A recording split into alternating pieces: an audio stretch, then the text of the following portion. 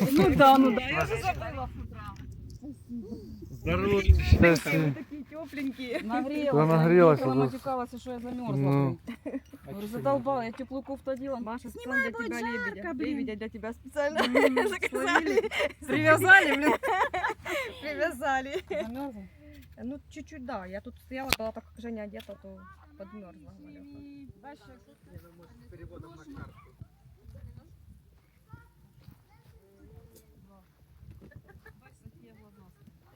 Чужую машину залезть.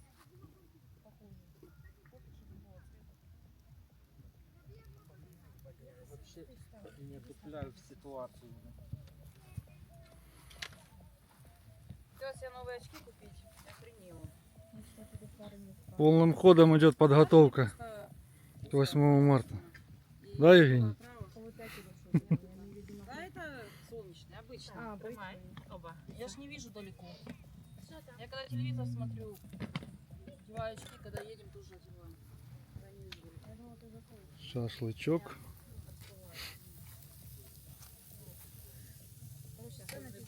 Цены просто...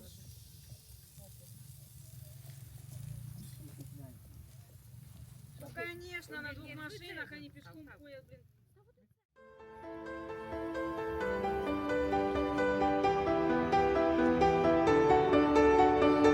Ты как на море. Люлька, улыбайся.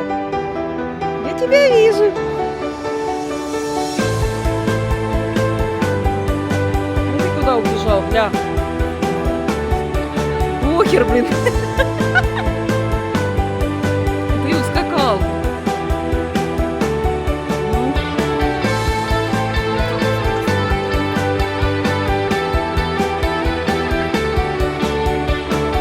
Пару слов об отдыхе.